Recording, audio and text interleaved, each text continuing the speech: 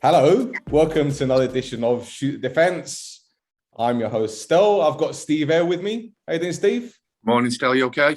Yeah, all good. Morning. Can you believe it? We're actually doing this in the morning, on a Monday good. morning. How crazy are we? How you doing?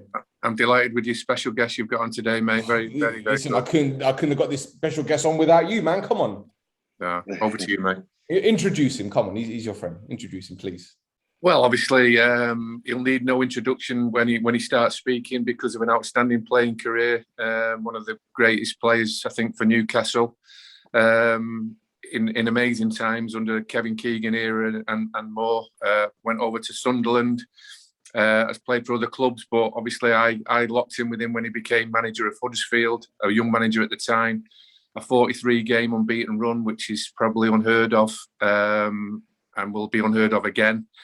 Unfortunate to leave his position, but went on to do great things. Kept Birmingham in the Football League in a late game against Bolton Wanderers. Been up in Scotland, been abroad, and probably the best to talk about himself is Lee Clark rather than anything I could do. But fantastic guest for you to have on. Lee, thank you for joining us, mate. Really appreciate it. Delighted to be on. Obviously, got a real strong relationship with Steve through the football. We have the same beliefs and philosophies.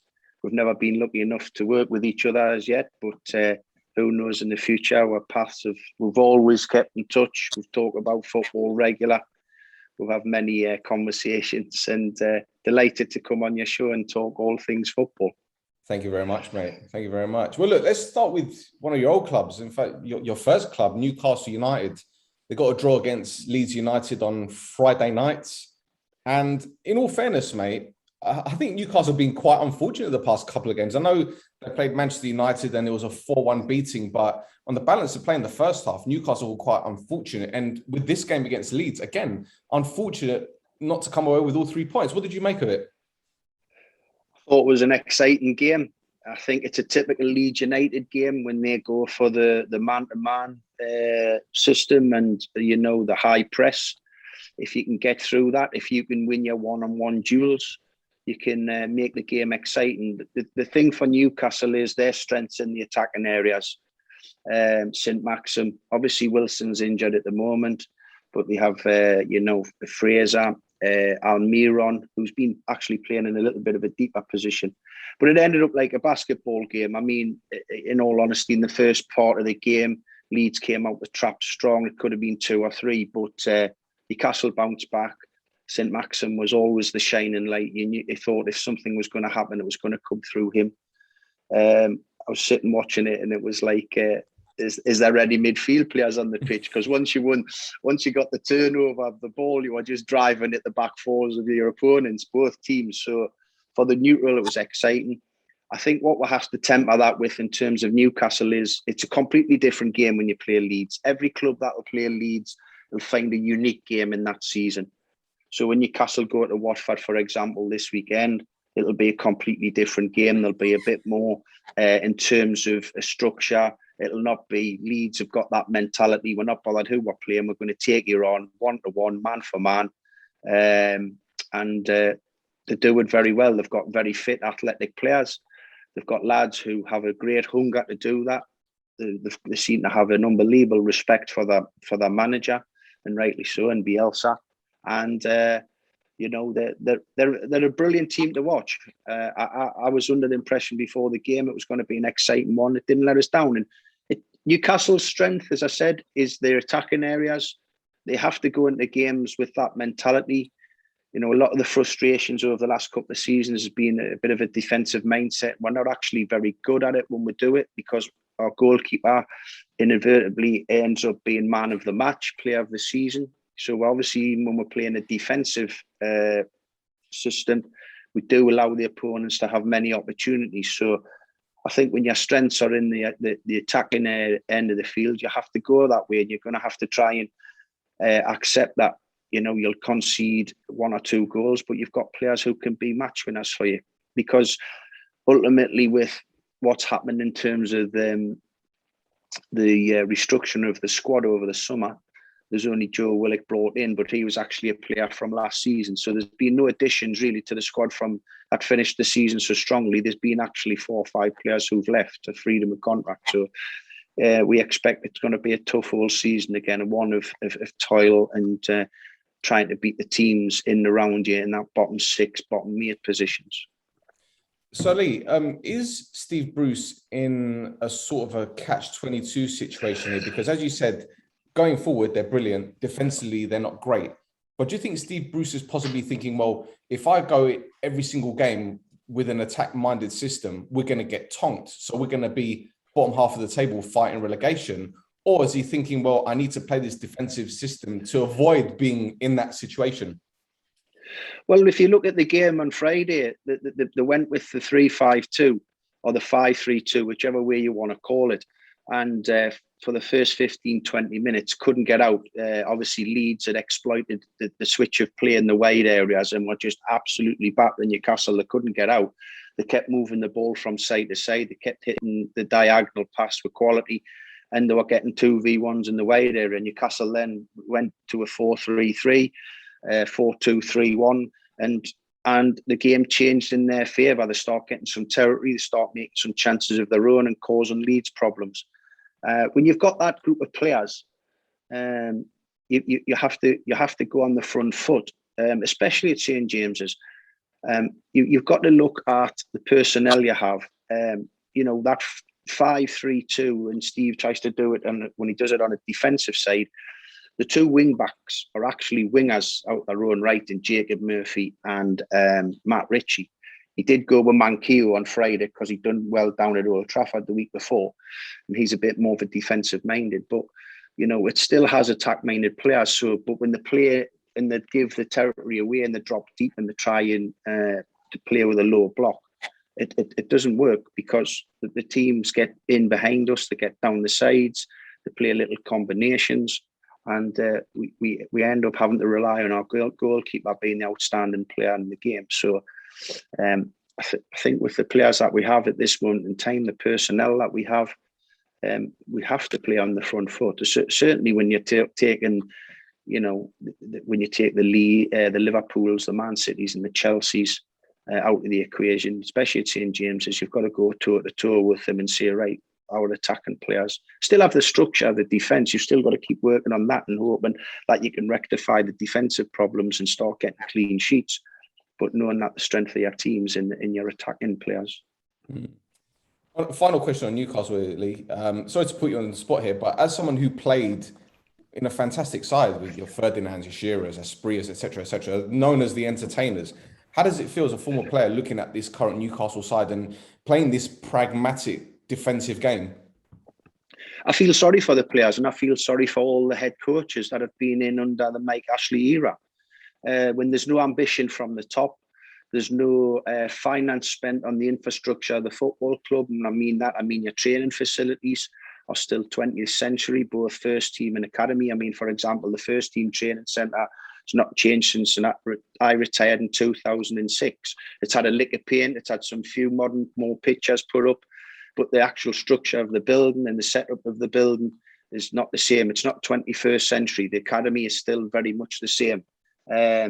If you're spending, hundreds of thousands of pounds or, per week on these football players, which is the modern day salary demands of a Premier League player, you have to look after them and give them the best of the equipment to use to prepare for these huge games that are, the Premier League's a worldwide brand. And so it's difficult. You mentioned the team I played in.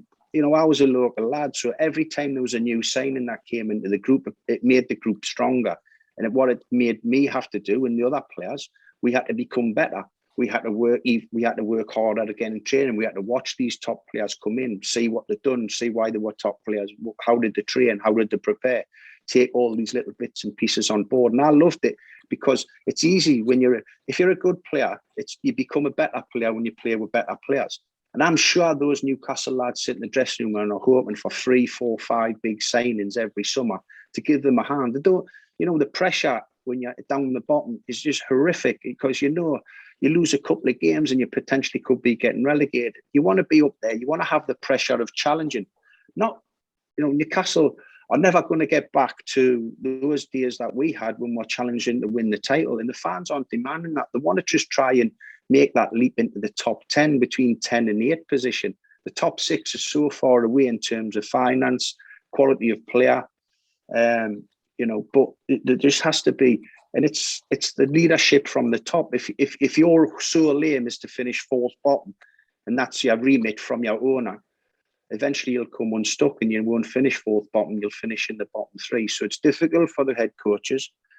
The fans as well are of the mindset. It's difficult when you go in as a head coach at that football club and you're appointed by Mike Ashley, because they then think that the head coach is a friend of the owner, and that's where the breakdown in relationship is. So that as soon as the results don't go great, the turn on the head coach, and it's a difficult arena. You haven't got to just be a good player to play there. You've got to be a strong character, because the demands are huge and the expectations are huge, and rightly so. So it's a very difficult club to play for. I feel sorry for a lot of the fans, because all they've known is the 14 years of the Mike Ashley era. They don't know anything different. They don't know my era before. They don't know the era before me, so that, all they've known is a couple of relegations, come back up straight away. But ultimately, most seasons, with the exception of one where Alan Pardew got us to 5th, is the annual relegation fight, which it's not nice, and it cannot be nice for the players. Oh, absolutely. And when you look at the signings of, say, for example, Joelinton, and I know it's not the guy's fault that the club spent close to 40 million, however much it was, but you're thinking you could have spent that money so much better bringing in experienced heads who've got that know-how to not just challenge for titles, but maybe just to keep sides at a steady level. There's so many players that you've seen leaving to join other clubs for knockdown prices. They could have done that, but I don't know what the ulterior motive is, and I don't think anyone else, apart from people that are running the club, know what it is. Well, listen, I'm not on here to have a pop at individuals, but that deal doesn't make sense in every single aspect. Like you said, a young player who didn't have a massive history of being a goal scorer, bring him in and they're more than double their record signing. Michael Owen was the previous one at 16 million, Shearer before that at 15 million, and they go and pay 40 million. And then another crazy thing that they do, they give him the iconic number 9 jersey, and the people who wear that are under even more demands. And he obviously hasn't fulfilled that. They've given that now to Callum Wilson. But, Steve will tell you, when you're in the game of recruitment as a head coach or a club, recruitment and results are the two main things. Now, there's someone inside that football club that's convinced Mike Ashley to part with £40 million, the club record signing. And where is these dossiers? How have they convinced the owner to part with that type of money? So there's someone has to be responsible for that signing. There's talk that Rafa left because that was one of the deals that was being pushed on him and he didn't want the deal to happen. He was signed before Steve took over. So who is going to take responsibility for that signing? There's been too much undue pressure on the lad. You can see it on his shoulders, not up to the job. When you play with a player, and I've done this before, and I've played with players and I've managed players, and they come in with big reputations and they don't start particularly well on the pitch. I've done it myself when I first moved to Fulham. I went down there as a record signing, and for the first 4 or 5 games, the fans at Craven Cottage must have thought, "Who's this fella? He's absolutely useless." But that was just a change. I was living in a hotel. It was the first time I was away from my family. I then found my feet.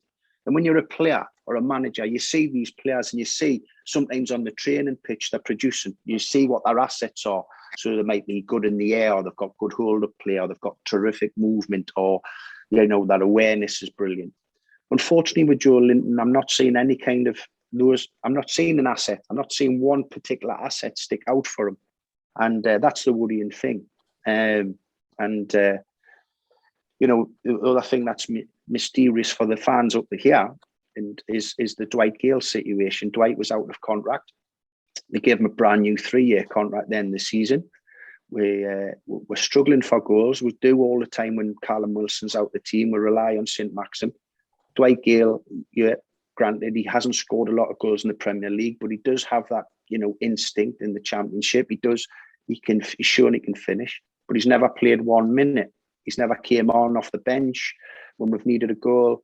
etc. So that's another mysterious thing for the fans here. But the Joe Linton one is the biggest mystery to everybody up here, and unfortunately, I cannot see that situation changing.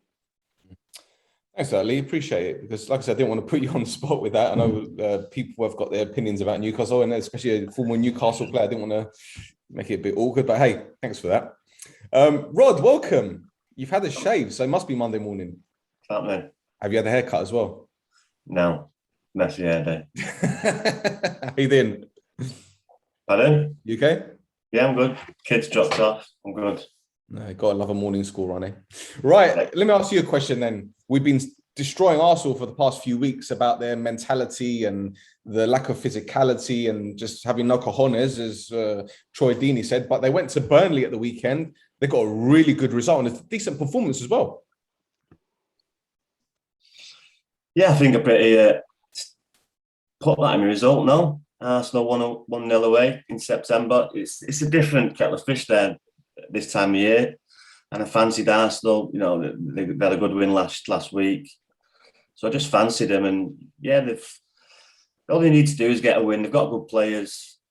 They've got a good coach, despite what a lot of people say. But you know, they're still up against it. But come on, man, that's 2 wins on the bounce. Yeah, I know it's but still, come on, it's Arsenal. This is Arsenal Football Club. I get it, but look at the level but this is where they're at the moment. Yeah, true. This is where they're at. They're not the Arsenal, the Invincibles. True, and it's still a difficult place to go. As Stel has said, first 60 minutes you've got your tin hat on, and then after that it's open season. So, but no, it's a good result, mate.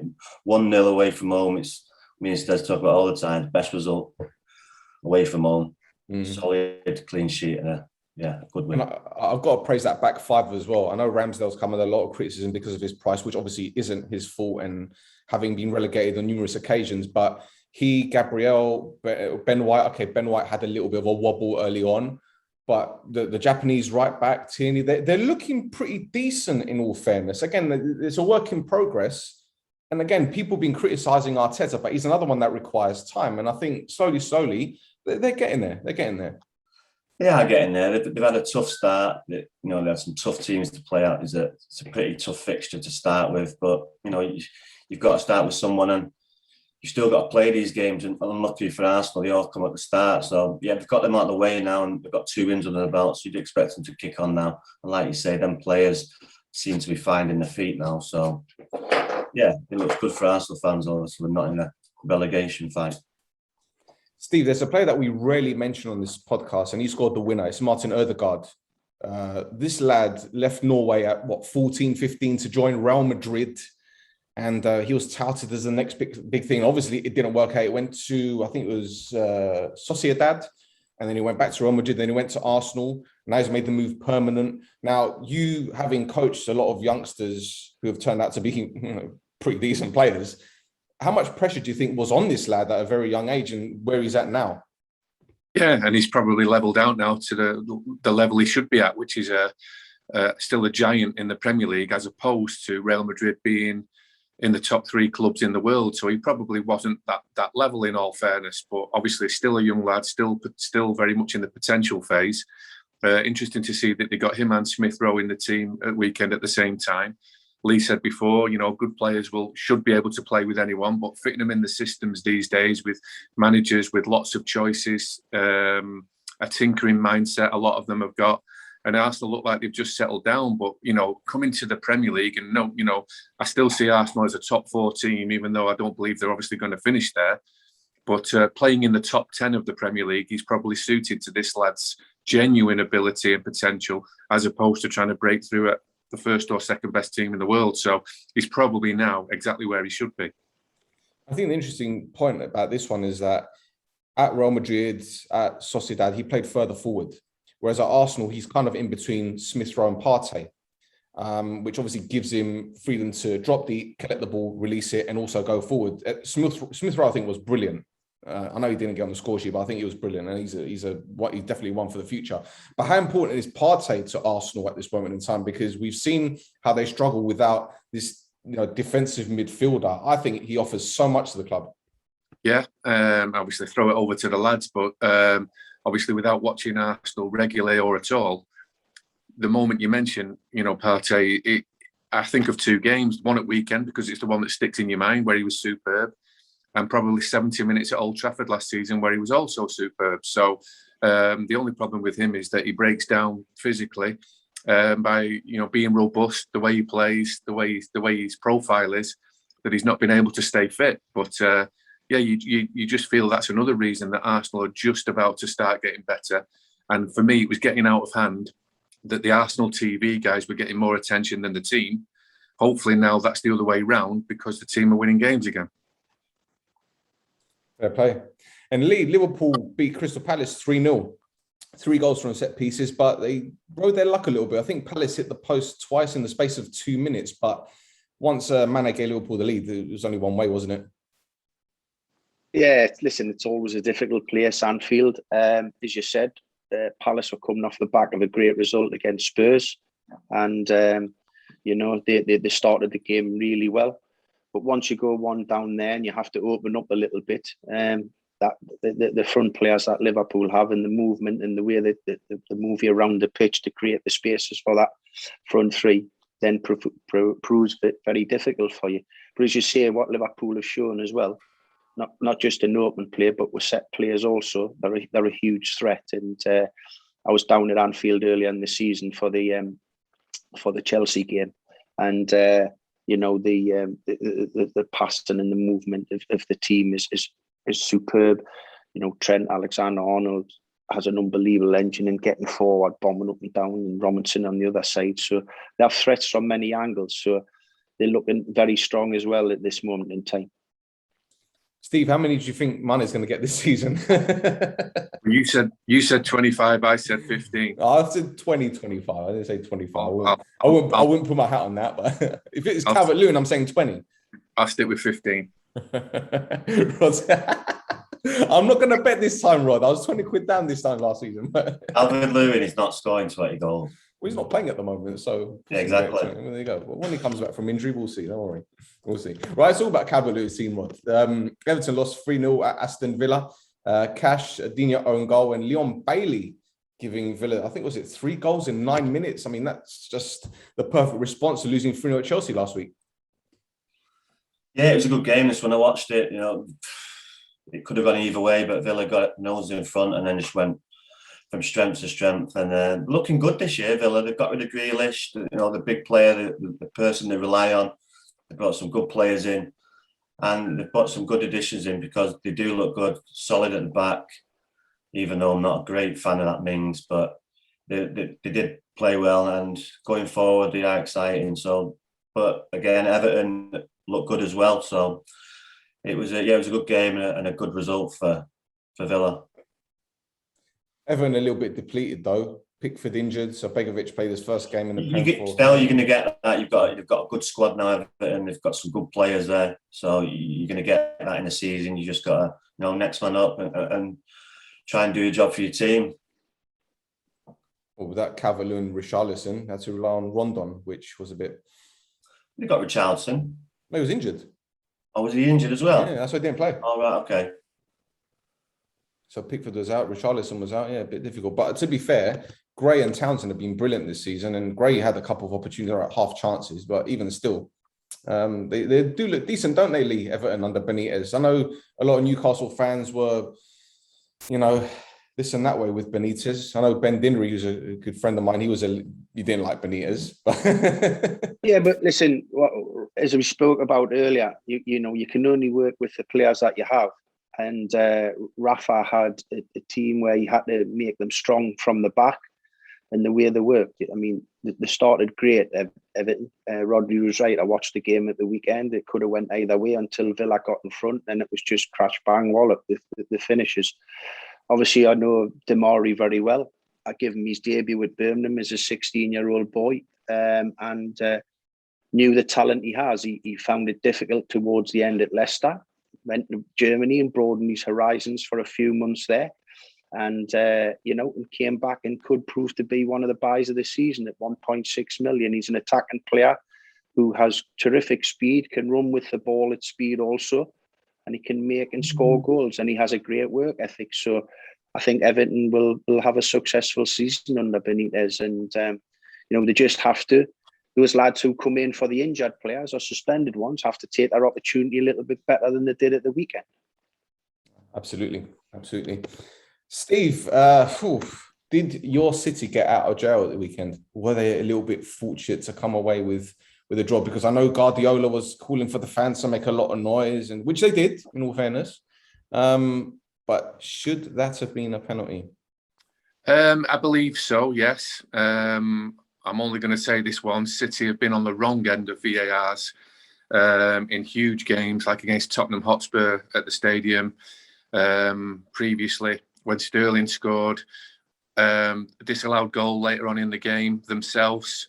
So put that aside, you believe it levels itself out, good and bad, ideally. But at the same time, I do think Kyle Walker, got away with one. Roy Keane had him absolutely right last season when he said he's got one of them in him.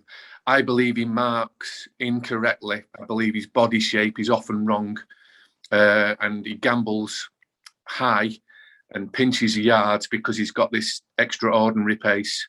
Is he the fastest player in the Premier League? I think he is, isn't he? I think so. Certainly, I think he's the fastest fullback. He was bragging about it at one point, wasn't he? Absolutely, and I think he takes advantage of that by stealing yards, which puts him in a wrong position. And then when he has to recover, he ends up running back towards his own goal. He's given penalties away for City, not many, but he has. He's given penalties away for England, and he's always playing on the edge of danger. And in that moment, when you're running back towards your own goal, he basically put his leg across him. In the attacking phase, where the striker is coming into the penalty area, about to shoot, I only saw it as a red card. And if you notice, Kyle Walker, normally they put their hands on the head, they act shocked, and they try and beg to the referee that it's not a foul, a bit like the West Ham guys on Ronaldo. But almost Walker was knowing he was about to go, and then the referee did it, and then the VAR saved him. So to answer your question, Stel, I do believe Kyle Walker and Manchester City got away with that incident, yeah.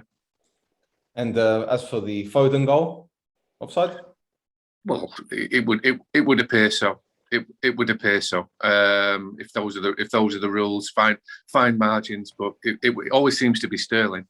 But credit to him that he's close enough to the goal to make a difference. But I think it would appear so. My worry and concern is, though, there's a slight contradiction here, because City have just won the league so well last year without a centre forward, but eventually it's going to bite you on the backside with no focal point. Chelsea have invested 98 million. Manchester United have got Ronaldo.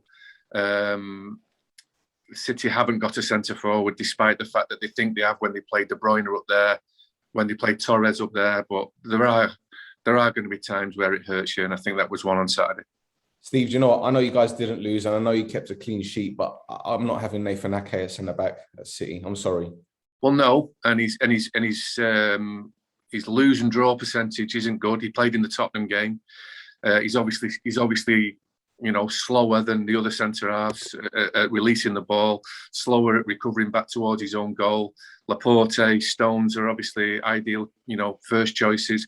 But that's another problem. Lee's mentioned that he watches Liverpool. We all watch Manchester United and Chelsea. They've got settled teams. Now, I know City did it last year. I've already said that. But City changed the right back every 2 or 3 weeks. They changed the left back every fortnight. They changed the centre halves every game.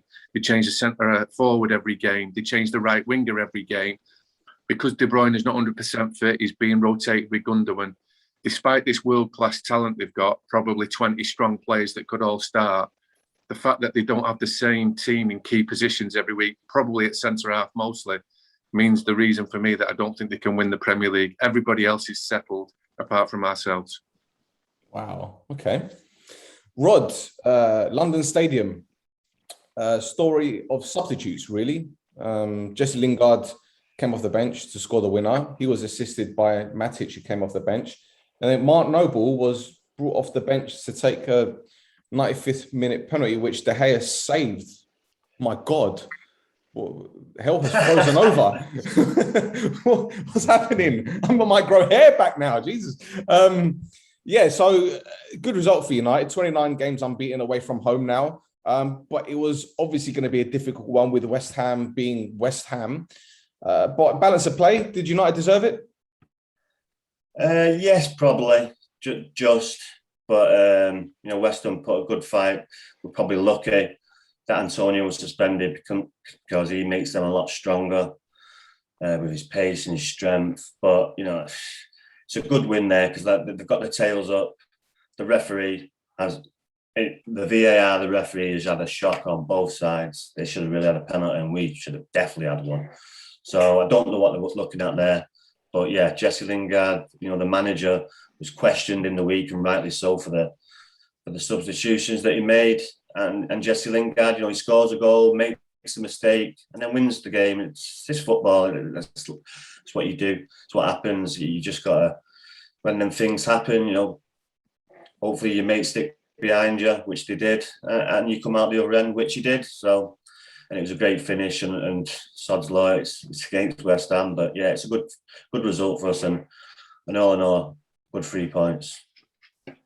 Social media was awash with United fans complaining about Fred and McTominay playing again in the middle of the park. For me, I don't see where the problem lies. They do their job. Okay, Fred is a little bit erratic at times, but he does a job. So what's the problem? Is this just weird fanboys on social media just behaving like utter spoiled, entitled brats?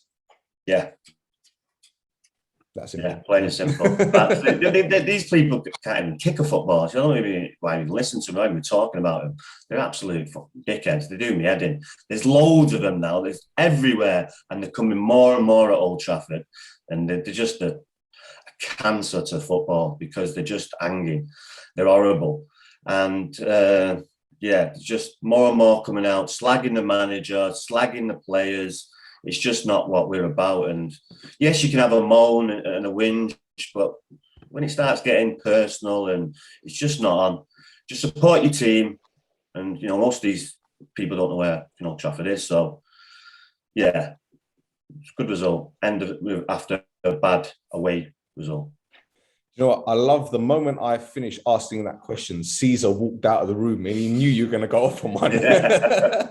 He knew it. He sensed it. Steve, we spoke about this during the Euros, bringing on a substitute to take a penalty. And a lot of people discuss Mark Noble, whether or not he should have come on and take. But then again, his record speaks for itself. I think he's only missed like 4 penalties in his career. But who is to blame here for this decision? And was David Moyes wrong to do it? I'll do this quickly and rather hand this over to Lee, who's played centre midfield in the Premier League, running forward, scored goals, and has probably, taken penalties in his life. So best for him to answer, but I wasn't comfortable with it. David Moyes has the perfect excuse, stroke reason for doing it. He's the senior player. He is the nearest thing to a legend they've got to the supporters, one of their own. They sing from the terraces. He's got a great penalty record, which David Moyes called upon. And in that moment, he was still fully tracksuited up with the bib. I don't think he looked like he was ready to take the penalty. David Moyes looked like he said to him, do you fancy this or what? They rushed the substitution. But I'm with Alan Shearer and the other pundits, Roy Keane. There's no blood flowing through your body. There's no stretching. You've not had that ball feeling around your boot. And Declan Rice is charging from box to box. He's got the ball in hand. He's already taken a penalty for West Ham. I thought it was the wrong choice, but it's easy to say in hindsight. I'll be interested to know what Lee thinks. But I'm sure Matthew Letizia and Alan Shearer would have still scored had it them in that position. But even then, I would have had a doubt about it. I would have much rather have given it someone that has done 90 minutes, played well, and has got all that blood flow in his body and that ball familiarity in his boots. What do you think, Lee? I totally agree with every point you've made, Steve, to be honest. I think all the points you've made, Rice was outstanding again in his performance. He's took a penalty before. He's got the ball. He's very confident. He's grabbed it early. Noble wasn't ready, but as you say, your manager says, are you up for it? You're not going to say no, are you? Because you don't want to. You're going to definitely tell him you're up for it because you're backing yourself. You're backing yourself to become the hero with probably a one and only touch of the game. All the talk will be about you after the match because you've saved a point for your team. So, from Mark Noble's point of view, he ain't going to refuse that. He's got a terrific record, as you said. But yeah, he hadn't looked like he'd warmed up. He just stepped off the bench. I think he was celebrating getting the penalty himself. And then when his manager turns to him, and as you say, when you get on as a substitute, you want to feel the game. You want to feel that ball around you. You want to get the adrenaline pumping. And, the pressure was straight on. So in hindsight, it's a great thing. It's backfired. David has to take the responsibility for that decision. If it had went in, it would have been a masterstroke. But I think, I kind of disagree with every point you've made. I think Declan Rice would have been the perfect man to take that penalty. He was playing well once again. And but I've jumped on the Ronaldo bandwagon, even though I've got no links to Manchester United at all. I can't wait to watch them every time now he's back, and I'm excited to see them. And I think he's. I was intrigued with that game. I thought the finish was unbelievable, and how he didn't get a couple of penalties himself. But as you see on that point, it wasn't. It hasn't come out great from the West Ham point of view. Stel, just very quickly as well. I don't think you'll see it more often now, because that'll stick in the mind of other managers, because it didn't happen for Sancho, it didn't happen for Rashford, and now it's not happened for Noble. I'm not so sure you'll see that again now, because the data is. I know it's a different club and a different moment, but the data now is backing up that subs coming on with a minute to go to take a penalty doesn't work in terms of percentages. I'm not sure you'll see it again. The only time I can really see that, remember seeing it, when Van Gaal did it with the keeper, and he got the keeper on. But that's probably a bit different. That keeper was probably a specialist in. Oh, Tim Krul, yeah. He brought Tim Krul on, who's got a fantastic record at saving penalties. I think he saved 2 in one game against United, didn't he? But an outfield player, I've never really seen that before. So he's just, like Lee says, the manager's been brave, took a gamble, and it's not paid off. But they've got others like that. Cresswell. You talk about him having possibly one of the best left foot in the Premier League. There or thereabouts. He takes all the set plays all over the pitch. Bowen, Lanzini, Fornals, Benrahma. There's a few there. Lee's right when he says Mark Noble isn't really in a position, and you can't really go against your manager to say no, I don't fancy it, because you don't want to look like you're a chicken. But the lads who've played 90 minutes, I would have just hoped one of them could have pulled a bit of rank themselves there, but it would have been difficult to go above the manager. Yeah, I agree with what Lee said. I mean, Declan Rice scored midweek, didn't he, in Zagreb? So he's in a rich vein of form at this moment in time. So, Declan Rice was fighting with Jesse Lingard 4 months ago for a penalty in the same situation. He was desperate to take a penalty for West Ham, and Lingard took it and missed, I think. So, it would have been Declan Rice for me in hindsight. Fair enough. It's a good job. It's an experienced manager that can take the heat, that'll accept it, and because he's quite experienced, he come out and owned it. So, other managers might have got lambasted for it, but he's took a gamble and it's not paid off. Lee, very quickly, you mentioned Cristiano Ronaldo. What I wanted to ask you was, when Alan Shearer rejoined Newcastle, because obviously he was at Newcastle as a youngster and he signed from Blackburn Rovers, do you think that had the same buzz as when Ronaldo rejoined United? What do you remember about that occasion? Oh, yeah, absolutely. I mean, we were on our way to a Far East tour at the start of the season. It was following on from where we blew the 12-point lead and Man United pipped us for the title.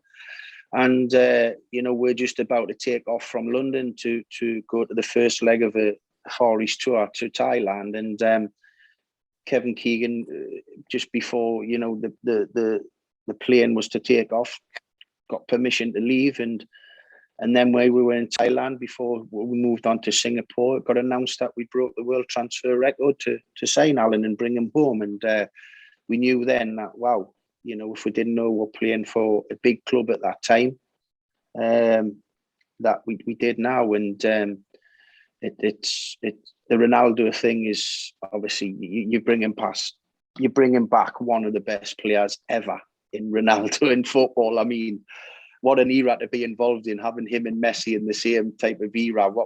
We've been so lucky to have them. And how I see it as well, because you've obviously, when he's come back, you hear all these stories. Oh, will he be the same? He's 36. He's nearing his 37th birthday.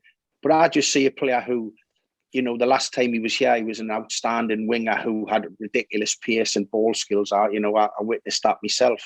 I got bamboozled by him many, many times. And but now he's reinvented himself as an unbelievable striker. I mean, and that's very similar to what happened with Alan. Alan, not because of age, took some very serious injuries, and he had to reinvent himself as a striker. So he wasn't the striker at Blackburn where he'd come short to drag the centre half out and he'd clip the ball in behind for him to then power through. I mean, one of the standout goals of his Blackburn career was that one at Ewood Park when the ball goes over the top and Gary Pallister's hanging on his shoulder blades trying to pull him back, and he rifled a left foot half volley past Schmeichel. But he couldn't do that after the injuries with us. He had to become different. And what he done is he reinvented himself as a striker, a different type of striker, and one who got the ball out wide and got in the penalty area quicker. Whereas Ronaldo, he's just reinvented himself as an out striker. His instincts yesterday for his goal, he's walked out, he's getting on the edge, he's getting on the shoulder of the last defender. He's basically making Fernandez mind up, and he's on the move. I think the stats were something like he had 8 attempts at goal. Probably should have had 2 penalties. And I'm love having him back in the Premier League. I'm love having him back in our football. It mustn't be great when you face him, because his mentality, his winning mentality, just must be rubbing off. As I mentioned earlier, when you were talking about my career, when you're a young player and you're looking up the top players and you want to learn from them, them young players in that Man United dressing room, wow, they've got the best example they could have wished for, because he is just a phenomenon both on and off the field. And if they don't learn from him, they need to check between their ears, because they're not doing the right things. They've got to watch what he does every single minute of the day. 100%. And just quickly going back to his goal, I think it's the attention to detail as well. He wasn't getting any change off of Bona and Zuma in the air. So he peeled off, went towards Cresswell, who perhaps isn't as good in the air. And there you go. Well, that's why he's one of the best ever. His intelligence on a football field is absolutely scary. And you can never rest with him when you're playing against him. And I love watching him. I love his mentality. But I've obviously been a manager, and you're always, when you manage young players, they sometimes just see the end product. And I've seen, obviously, there's been stuff on TV and social media about the work that Ronaldo puts in away from the field, the work ethic he's got, the way, the shape he's in, the condition he's in. It is, when you're a manager trying to get young players to understand this is the best example ever, that you're seeing the end product, the skills and the tricks and the goals and the free kicks and breaking of goal scoring records left, right and centre, but the hard work that he puts in behind the scenes has got him there. He's got obviously unbelievable ability, but his work ethic behind the scenes is ridiculous also, and that can only be the best example. And every young Man United player now must be rubbing their hands to think that they can only learn off this fella. 100%, absolutely. Steve, we can't ignore the Chelsea victory against Spurs, 3-0. On the day, we heard the sad news about Jimmy Greaves, and it's quite literally was a game of 2 halves, as Jimmy would say. Spurs were brilliant first half, Chelsea were brilliant the second, but I don't want to downplay what Thomas Tuchel did from a tactical switch, but for people to be saying that he's a tactical genius for switching things up and changing the game, even he said so himself. First half, Chelsea lacked the energy. They switched it up second half and they won the game. Was it that simple? Yeah, well, you put in on at half time for whatever reason he didn't start him, but N'Golo Kante is a serial trophy winner, which makes him a serial winner. And he's obviously, there isn't a player like him in the Premier League that does what he does. Not one single player plays the game of football like him, as good as him. So it would have been a perfect excuse to get him on the field for what he wanted. For Mason Mount, sorry, Steve, sorry to cut you off there, but I think with N'Golo Kante, because he wasn't fully fit, they only wanted to give him a certain amount of minutes, but they would have rather played him at the end of the game as opposed to the beginning and taking him off at half time. So I think that's why he chose. But he couldn't wait, obviously, to get him on at the expense of Mason Mount. I saw a different Kante yesterday. I know he's played the position before, but he was not necessarily sat in front of the back four, stealing the ball, stopping the ball, going into centre forwards. He was receiving it on the half turn. He was driving. He was dribbling. He was very much possession based because they already had Kovacic and Jorginho in there. So it showed me how brilliant he actually is. I think Tuchel said in his after-match comments, this guy can basically do anything. And yeah, it's going for Tuchel at the moment because he changed a goalkeeper in a penalty shootout to win. He changed formation last week to split strikers and put a number 10 behind it instead of a 4-3-3. But when you have got elite world-class players who all bring something different to the game, to the table, then you've got a chance of it coming right. You have the chance eventually, like you get called Guardiola and Ranieri, of being a tinker man when it doesn't go right, even though they retain their respect. But for Tuchel at the moment, it seems to me, outside looking in, that every little bit of tinkering job that he does goes his way. So at first you think, if you're a football rival, you think he's lucky him. But when you start doing it 6, 7, 8, 9, 10 times and it works for you, he's obviously a special coach. Absolutely. And Rod, what are we going to talk about Spurs here? Defensively, weren't great second half. I know they've been unlucky with a few injuries, etc., but this is a work in progress. And I think Spurs fans need to be a little more patient with Nuno. He hasn't got the players that he wants. He's dealing with a deck of cards that he isn't happy with, as you can tell. What's ahead of Spurs at the moment? Do they need to get rid of Kane so they can move on? Well, that's not going to happen overnight. So first of all, they need to tell him to play centre forward and not holding midfielder, because he's not going to score any goals there. You've got one of the best strikers the Premier League's ever seen, and he's he played him out wide for quite a lot of the game. Pardon? He played him out wide for quite a lot of the game. Yeah, so I don't know what's going on there, but yeah, they've started off so well, but now they seem to hit a brick wall, and yeah, they seem to be struggling. And there's big teams up there and if they lose, they're just losing pace, and they're just going to struggle. And it's a difficult one because they just haven't got the quality to compete with these top teams. They just haven't. Look at Chelsea. He didn't like what he seen in the first half. He changes it. You can bring on quality to change a game. Tottenham haven't got that. They rely on the top players, and when the top players aren't playing, they're always going to struggle. And until that happens, it's going to remain the same. So, yeah, the manager's got a tough job there, because it seems to me that even though he got there and he started well, the fans, there wasn't really the fans' choice. So, yeah, it's going to be a long old season for both teams in North London, to be honest. Yep. And let's wrap up with one more game. Lee, Brentford beats Wolverhampton Wanderers 2-0 away from home. A bit of shithousing going on in that game, to be fair. But listen, they've got a good points tally at this moment in time. A lot of people felt that they'd be candidates for relegation. How do you assess their start to the season?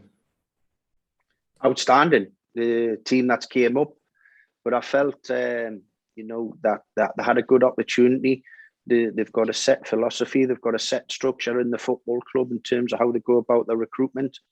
And the players have took to it. They obviously had a great moral boost and first win of the season when they beat Arsenal in a new home. And they're riding on the crest of a wave. I mean, it's a bit galling for Newcastle fans when we're talking about issues that we need a goal scorer. And Ivan Toney, who wasn't really given an opportunity up here, is proven to be a terrific player in the Premier League. You know, he's one of these players that goes up and gets the opportunity because he goes up with a team. And then there's question marks, can he do it at the next level? Well, he's proven he can. He obviously scored the penalty with aplomb and made the second goal. And they play with fantastic intensity. And, Wolves are finding it difficult to change in the way they've played under their current coach. That they're not getting the results. I think the more worrying thing for the coach is that they ain't scored a goal yet. And the longer that goes on, the confidence of the players erodes.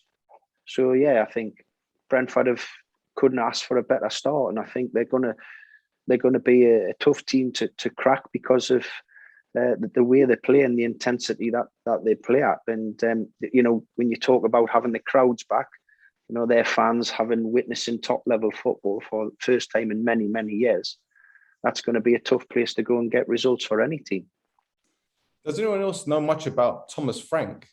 Because he just came out of the blue, didn't he, getting them promoted? And you know, he seems like an authoritarian. I remember. I think he came through the links that they have through the owner with Michelin, and he was assistant to Dean Smith. And obviously, when I've come up against Brentford, my managerial career, he was part of the staff there, and I've bumped into him in games. He seems a very bubbly character. Likeable, that guy, you know, wears his heart on his sleeve. I think he was getting a bit emotional at the weekend during the game, but hey, what's the matter with that? That's what the game's about, emotion. It doesn't matter if you're a manager as well.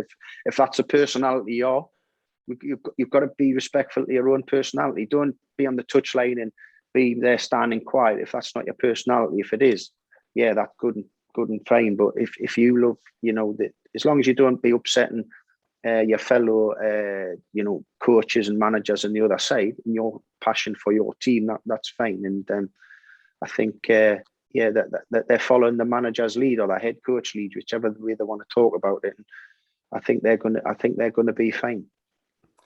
Brilliant. Well, gentlemen, another fantastic episode. Thank you ever so much for your time, Lee. Thanks for jumping on, and hopefully thanks for the invite again sometime soon, mate. It'd be great to have you on.